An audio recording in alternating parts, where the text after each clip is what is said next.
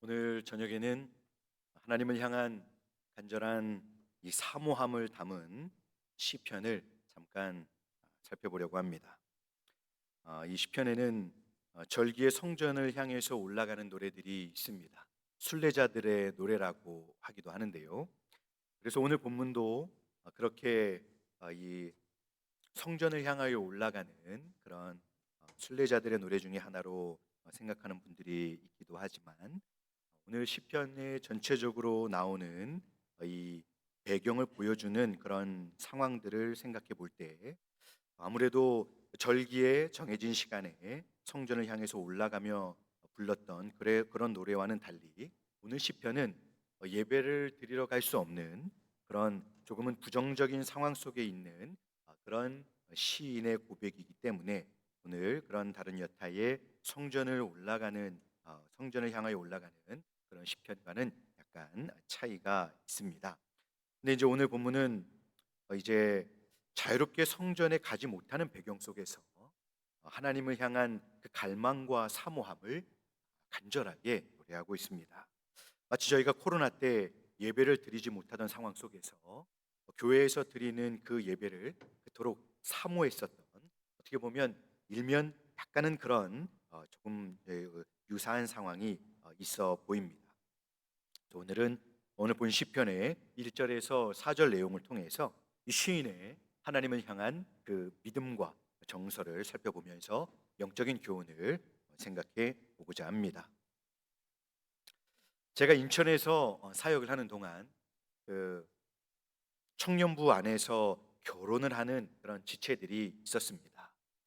어, 다른 이렇게 결혼을 해서 청년부로 오시는 분들을 만날 때 그런 분들이 이제 가정을 이루고 자녀들을 이렇게 보게 될 때 꼭 이런 마음은 아니었습니다. 그런데 제가 이제 청년부에서 같이 섬기던 그 두 분이 결혼을 해서 자녀를 낳았는데 아주 대단한 분이 나왔습니다. 남매를 낳았는데요. 첫째인 아들이 대단한 아들이 나왔습니다. 얼마나 대단한지 너무 통제하기가 어려워서 누구도 그 아이를 자기의 반에 맡겠다는 선생님들이 없었습니다. 심지어 저조차도 그 아이가 있으면 예배인도 하러 가기가 좀 꺼려지는, 그럴 정도로 제가 두려워하던 아들이 태어났습니다. 최근 저희 동문교회의 영유아 유치부에서 본의 아니게 제 막내 아들이 예배를 어렵게 하는 자로 지내고 있어서 늘 죄송하고 마음 한켠이 아프고 먹먹합니다. 우리 목사님이 헌금 기도를 하려고 하면 누군가 헌금 바구니로 달려가서 헌금 바구니를 건드리는 아이가 있는데, 알고 봤더니 제 아들이었습니다. 그래서 너무 죄송하고 드릴 말씀이 없습니다. 그런데 이 제가 오늘 소개해드릴 이 찬영이라고 하는 우리 청년부 우리 지체들의 가정의 첫째는 어, 우리 아이가 비교할 수 없는 그런 영역의 아이입니다. 근데 그 넘치는 에너지와 성질을 도무지 어떻게 할지 몰라서 굉장히 많이 기도했습니다. 그 아이를 위해서. 그 부모와 함께 기도하면서 지내다가 이제 아이가 무럭무럭 자라니까, 키가 자라고 힘이 자라니까 감당하기가 점점 어려워지는 겁니다. 근데 이제 이 아이에게 어떻게 하면 좋을까 하다가 이제 될 수 있는 한 많은 운동을 시켜보기로 했습니다. 그래서 다양한 운동을 시켰는데 하다 하다 마지막에 결국 야구를 접하게 됐습니다. 이 친구가 이제 야구를 접하게 됐는데요. 야구는 돈도 많이 드는 단점이 있지만 더 중요한 것은 부모님이 어렵습니다. 왜냐하면 이 학생도 학생인데 꼭 부모님 중에 한 명은 주의를 못 지키는 단점이 있습니다. 왜냐하면 주일에 그 학생들 경기가 진행되기 때문에 지방으로 아이들을 데리고 돌아가서 돌아다녀야 되기 때문에 그렇습니다. 근데 놀라운 일이 벌어졌습니다. 이 통제가 안 되던 이 찬영이라는 아이가, 방송을 보진 않겠죠? 이름을 얘기해서, 네, 이 아이가 이제 통제가 어렵던 아이가 야구를 시작했는데요. 그 다음부터 이 아이가 달라지기 시작했습니다. 이 아이의 눈빛이 달라지기 시작하고, 이제는 이 아이가 그냥 주일에 편하게 와서 간식을 먹으면 그냥 예배 드리고 하면서 아이들하고 놀고 그렇게 되는데, 그러면 이제 그 변함없이 그 거친 성격으로 늘 문제를 일으켰던 아이인데요. 이제 그러지 못하고 야구를 시작하게 됐는데 아이의 눈빛이 달라진 겁니다. 그래서 이제 야구를 하러 지방으로 이제 그 투어를 시작하게 됐습니다. 근데 이제 부모가 죽어나는 겁니다.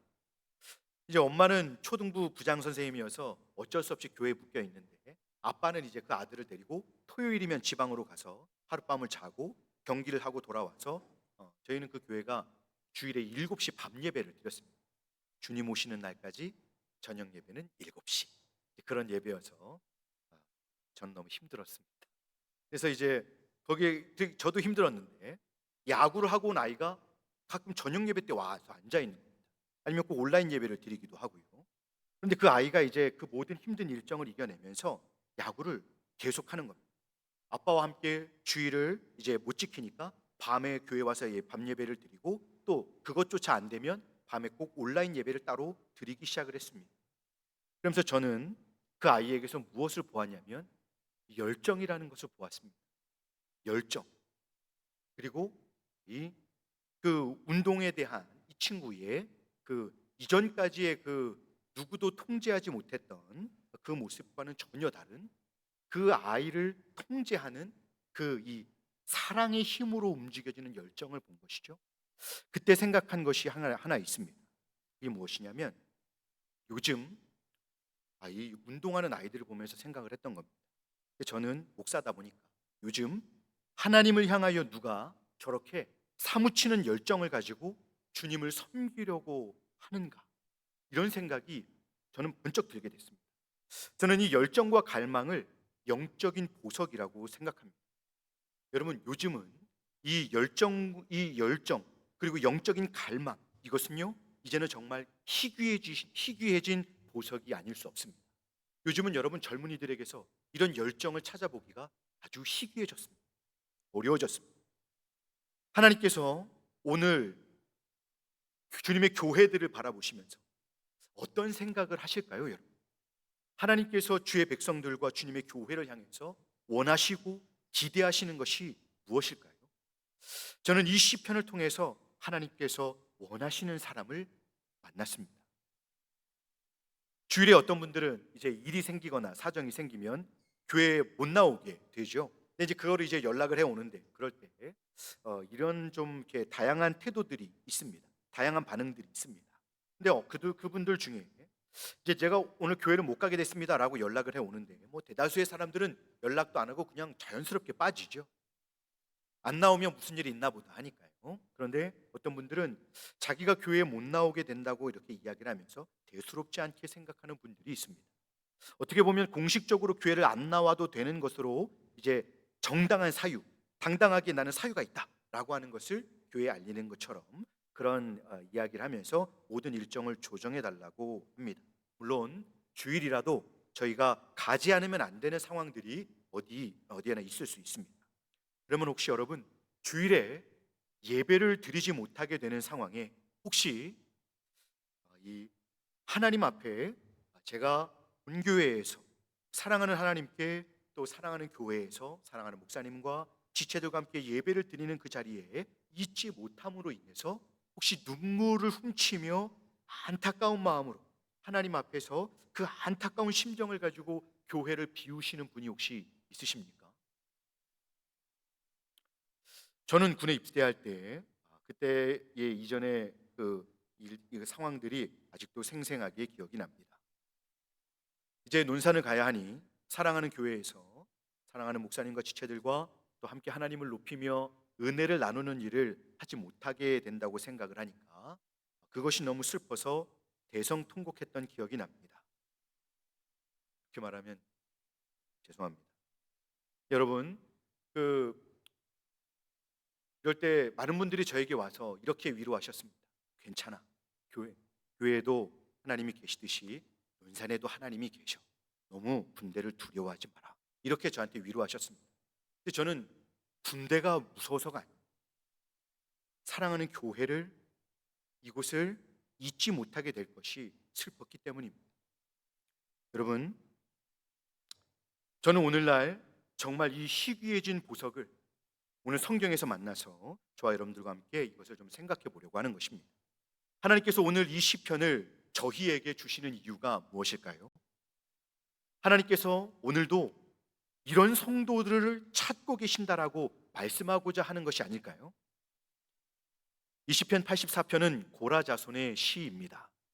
이 시편을 쓴 사람은 다윗이 아닙니다. 그런데 정황상 다윗과 함께 있었던 사람의 시로 보입니다. 오늘 시인은 하나님에 대한 확고한 이 믿음의 표현을 하는 것으로 보아서 하나님에 대한 분명한 이해를 가지고 있는 성숙한 성도임을 알 수 있습니다. 그런데 오늘 이 성도는 하나님께 대한 매우 간절한 믿음과 열정을 가지고 있습니다. 1절을 보면 만군의 여호와여 주의 장막이 어찌 그리 사랑스러운지요 라고 노래합니다. 그리고 3절에서는 나의 왕 나의 하나님 만군의 여호와여 이렇게 부르고 하나님께 아뢰고 있습니다. 이 성도님의 하나님을 향한 믿음과 영적인 지식은 참 이렇게 바르고 분명합니다. 그래서 어떻게 보면 이분은 좀 많이 성숙한 성도님으로 볼 수 있습니다.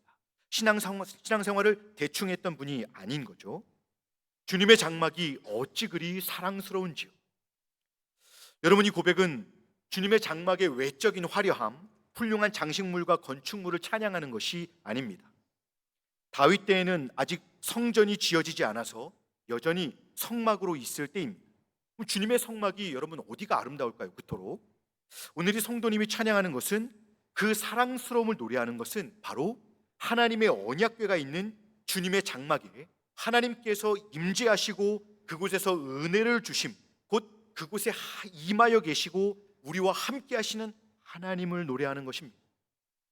많은 사람들은 요즘 누추하고 불편한 예배당을 좋아하지 않습니다.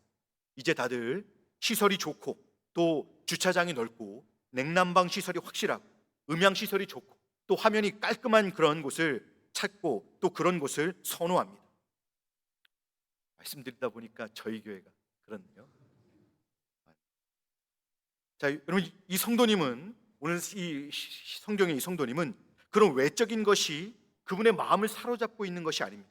오직 이 성도님의 눈은 지금 하나님께 고정되어 있습니다. 하나님 한 분 외에는 보이지 않는 상황인 것이죠. 사랑하는 하나님이 계시기에 제사를 드리며 살아계신 그 하나님께서 온 세상의 창조주이시고 실로 이 세상을 총체적으로 다스리시면서 구원을 이루시는 그 하나님을 경외하기에 하나님의 성막을 사랑하는 것입니다. 하나님은 자신의 임재 속에서 죄를 사해 주시고 다시금 영적으로 소생시켜 주셔서 은혜 안에서 일어날 수 있도록 일어설 수 있도록 회복시켜 주셨던 것입니다. 은혜를 간절히 사모하며 성막에 나아갔을 때 하나님 앞에 제사를 통해 주님을 만나는 시간이 있었을 때 늘 이런 은혜를 주셨던 것입니다.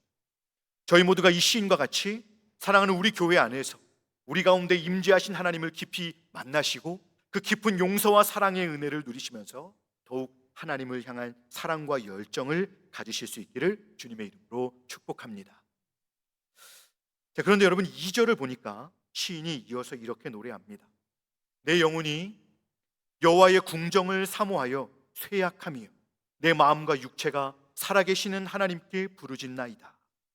그러면서 이제 3, 4절로 주의 제단에서 참새도 제비도 집과 보금자리를 얻는다고 하며 그것들을 부러워하고 또 4절에는 주의 집에 사는 자들이 행복할 것이라고 하며 그들을 부러워하고 있습니다. 자, 여러분 이게 무슨 상황일까요? 오늘 시인은 그렇게 사랑하는 주님의 장막에 이제는 자유롭게 올라갈 수 없는 나아갈 수 없는 그런 처지에 있게 된 것입니다. 많은 학자들이 이 내용을 보아서 다윗이 압살롬에게 이제 쫓겨갈 때 다윗과 함께 피난을 갔던 고라 자손이 이제는 하나님의 언약궤가 있는 성전에 자유롭게 나갈 수 없게 된 상황으로 보고 있습니다. 뭐 어디서나 기도할 수는 있지만 하나님의 임재가 있는 그 성막에서 하나님과 누리던 그 친밀하고 부유한 영적인 은혜를 누리지 못하게 되니 자신들의 이 상황의 어려움을 넘어서서 그 영적인 제한이 이제 주어지게 되니까 그 믿음의 사람들이 자신들의 처지를 비참하게 보게 된 것입니다. 시인은 성소로부터 떨어져 나오면서 이제 이전의 그 은혜로운 시간을 오히려 간절히 열망하고 그리워하고 있는 것입니다. 하나님과의 교제가 단절된 인생만큼 비참한 인생도 없습니다. 하나님의 백성들은 그 믿음의 삶을 살아갈 그 유일한 원동력이 뭐냐 하면 바로 이 살아계신 하나님과의 친밀한 영적인 교제입니다. 그것이 없으면 아무리 화려한 세상의 성공과 풍요도 의미가 없는 것입니다. 그 편안함과 부유함 속에서 영적인 그 생명이 소진되고 교만과 죄악에 삼키우게 될 때 그 성도는 하나님께 그 복을 차라리 안 받는 게 나았을 줄 그럴 줄도 모릅니다. 또 환난과 그 큰 고난 속에 성도가 참 어려움에 처하게 될 때 하나님과의 교제가 없다면 성도는 그 어려운 상황 속에서 더 이상 믿음의 삶을 유지할 수 없습니다. 바라기는 미천한 죄인으로 하여금 하나님의 자녀 삼아주시고 또 깊은 용서와 사랑 그리고 성실하심으로 돌보시는 은혜를 저희 모두가 감사하며 하나님과의 깊은 그 교제를 소중히 여기면서 하나님과의 관계를 참 아름답게 이루어 가시는 저와 여러분들이 되실 수 있기를 주님의 이름으로 축복합니다. 이제 시인은 주님의 전을 사모하는 자신의 마음을 이제 4절로 넘어가면서 이제 있는 마음 그대로 토로하고 있습니다. 이제는 그런 갈망 속에서 정말 부러움을 토해내고 있는 것이죠. 주님의 집에 사는 자는 복이 있도다. 아멘. 이 시인은 피난길에서 긴급하고도 위험한 상황 속에서 잠시 몸을 숨기고 기도할 때 이전에 그 성전을 자유롭게 다녔었던 그때를 떠올렸을 것입니다. 성전에 갔을 때 그때는 그것이 이렇게 참 아름답고 소중한 것인지 몰랐었을 때인 것이죠. 참새들이 막 날아다니고 있습니다. 거기에 제비도 있었습니다. 자유롭게 날아서 그 연약한 생물들이 자유롭게 날아들며 맑은 소리로 성전 앞에서 울며 노래하고 있습니다. 보니까 주님의 제단에서 참새가 집을 얻었습니다. 그리고 제비는 새끼를 낳을 수 있는 보금자리까지 넣습니다. 참새와 제비와 달리 이제 본인은 정작 주님의 이 장막에 거하지 못하게 되는 그런 안타까운 상황을 오늘 이 미물들을 통해서 그 부러움을 토하며 그의 안타까운 심정을 노래하고 있는 것입니다. 시인은 지금 이 주의 장막에 사는 것을 얼마나 복된 일로 생각하는지 저희에게 잘 보여주고 있습니다. 이것은 하나님 안에서 살아가는 것을 정말 특권으로 여기고 있다는 것을 잘 보여주는 것입니다. 여러분, 무슨 특권입니까? 오늘 참새와 제비는 집과 보금자리를 얻었습니다. 자, 이것이 뭘 이야기하냐면 이것은 안전과 안식을 얻는 것입니다. 이 연약한 참새, 얼마나 연약합니까? 여러분 혹시 어렸을 때 참새 잡아보셨습니까? 저는 잡아봤습니다. 주차장에 가끔 나가보면 흐느적거리며 돌아다니는 고양이들이 있습니다. 여러분, 그 고양이들 우리가 볼 때 아무것도 아닌 것 같지만 그 민첩한 참새도 잡아먹는 참새 킬러들입니다. 이 참새는 고양이에게도 잡힙니다. 이 미물 같은 참새와 제비도 각종 위험한 요소로부터 이제 주의 제단에서 보호를 받고 또 주의 제단에서 안식하게 되었습니다. 더 나아가서 이 집과 보금자리는 자녀를 생산하는 생명과 또 그 가족들끼리 사랑의 교제를 나누는 가운데 허락되는 기쁨을 상징하기도 합니다.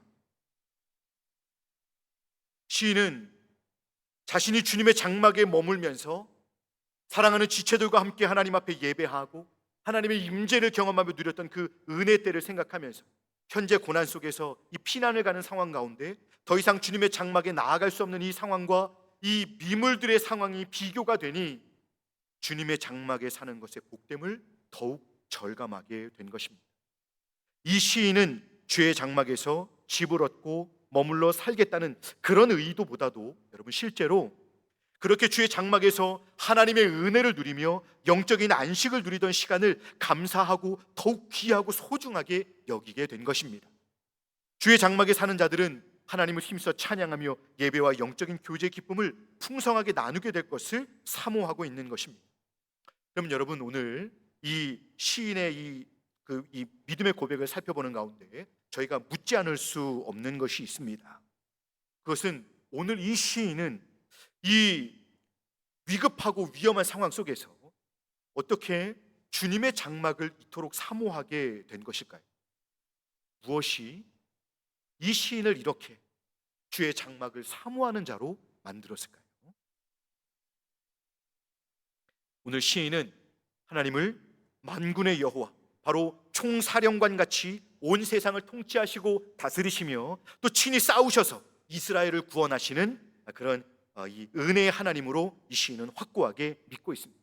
또 나의 왕, 나의 하나님, 만군의 여호와여 이렇게 말씀할 만큼, 하나님을 소유격으로 표현할 만큼 하나님과의 인격적인 관계가 있는 그런 믿음의 모습을 우리에게 보여주고 있습니다.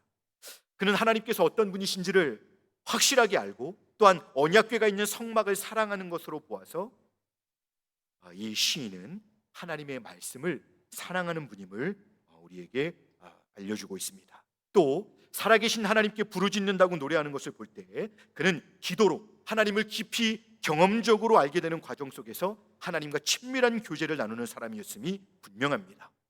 하나님께서는 화려한 건물, 화려한 음향, 또 사람들로 만들어내는 웅장한 분위기 때문이 아니라 하나님의 말씀을 통해서 죄인을 사랑하셔서 예수님을 십자가에 내어주시고 또한 그 삶을 책임져 주시는 은혜를 주시는 분으로 확고하게 믿는 성도들을 오늘도 찾고 계심을 믿으시기 바랍니다. 또한 하나님을 사랑하는 중심으로 늘 주의 전을 사모하는 이 믿음의 사람이 되어서 세상은 계속 어두워지고 음란해지고 또 혼란스러워지는데 변함없으신 하나님을 신뢰하고 사랑하여 늘 주의 전에 거하고자 기도하며 자신을 거룩하게 구별하고 하나님을 높이고 전하는 도구로 헌신하는 성도들을 찾고 계신 것입니다. 시인이 그 어려운 상황이 그에게 임하기 전 그는 늘 하나님의 말씀으로 살아계신 하나님의 어떠하심을 계속 풍성하게 알고 누리는 삶을 살았고, 또 기도 속에서 그 하나님과 인격적인 교제로 날마다 하나님과 친밀한 교제를 누리며 살았던 것입니다.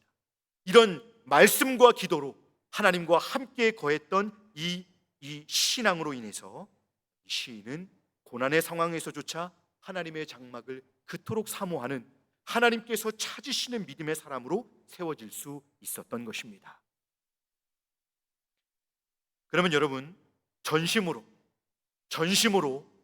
하나님을 사모하며 의지하는 성도에게 하나님은 어떻게 반응하실까요?